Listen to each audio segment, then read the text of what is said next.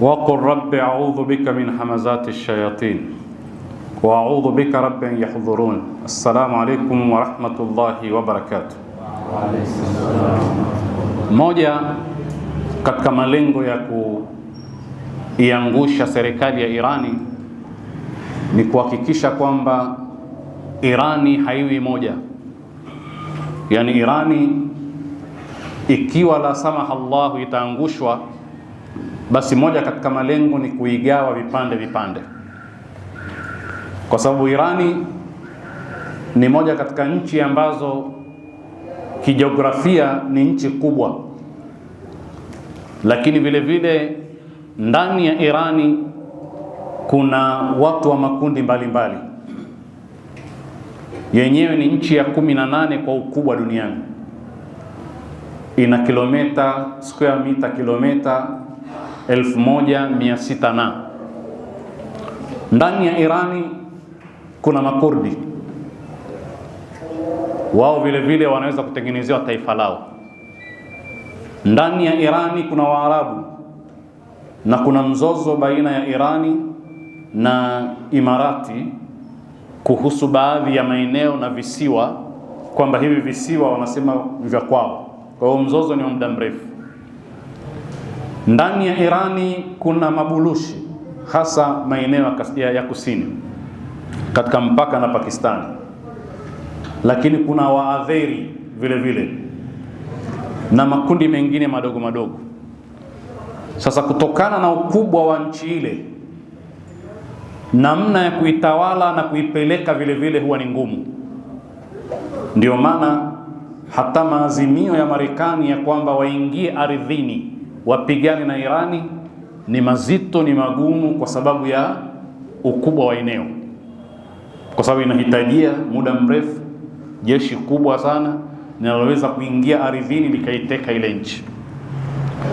Sasa jitihada za mabepari kuzigawa nchi zikawa ndogo ndogo ni sera ya muda mrefu sana, na walifanikiwa katika nchi kama Urusi mpaka sasa hivi ndio nchi duniani yenye eneo kubwa kuliko nchi nyingine yoyote, yani takriban square kilomita milioni 17 na.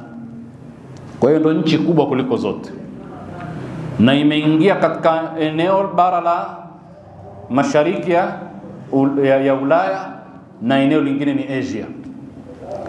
Sasa kwa mfano, baada ya kuanguka Soviet Union, nchi takriban 15 zilijigawa zikatoka katika Urusi.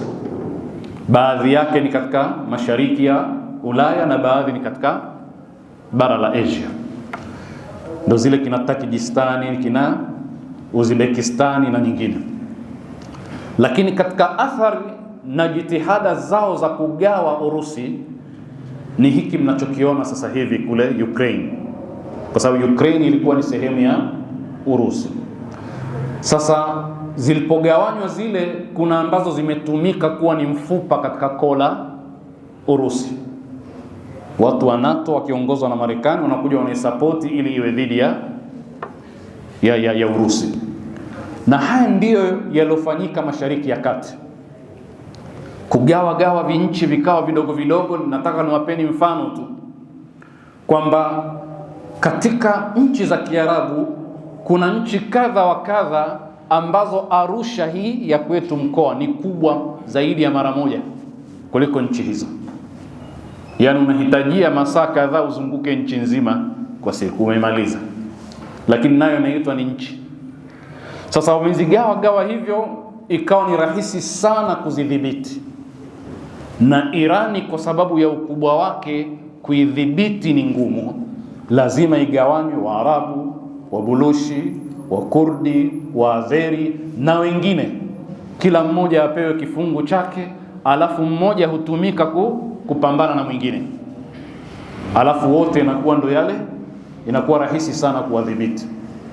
Kwa mfano, Kuwait ni nchi ambayo ina kilomita za mraba 17,000 na kidogo, 17,000 na kidogo.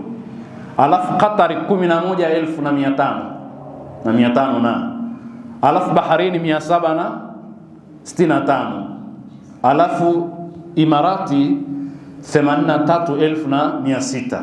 Sasa Arusha ina ngapi? 37,000.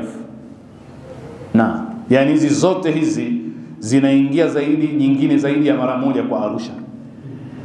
Lakini ni nchi, yani ukienda mbio sana unavuka nchi unaingia nchi nyingine, maanake ni sehemu ndogo, lakini ina utawala wake, ina dini na lazima itafute kulindwa na Wamarekani. Na ndio Saddam akaichukua Kuwait mara moja tu, kwa sababu ni kasehemu kadogo tu. Sasa katika hali kama hii, ikishagawanywa nchi ile, Mkurdi ataamini kwamba kapewa naye kapata, Muadheri pia ataamini hivyo hivyo, Mwarabu wa pale Ahwaz na vile visiwa wataamini kwamba na wao sasa wamepata, na Wafursi ambao ndio wengi, lakini kwa ujumla wote watakuwa wamekosa, kwa sababu watatumika wao kuunganishwa na yeye. Ukimnyima maslahi yake ni kama yale makundi ya kijeshi yaliokuwa pale Kongo, kila moja linatumika kwa wakati wake, mnapewa silaha, mnaachia ardhi yenye madini, watu wanakwenda mbele. Na ndio maana dunia haitaki Kongo iwe moja, na itachelewa sana kuwa moja, kwa sababu Kongo ni tajiri na watu washaingia pale, na kila mmoja ni nchi moja, lakini si nchi moja, kwa sababu kila mmoja kashachukua upande wake, jeshi hili na upande wake, na wanapata silaha wapi? Wanapewa na mabepari ambao wanataka kuinyonya nchi hiyo. Wassalamu alaikum wa rahmatullahi wa barakatuh.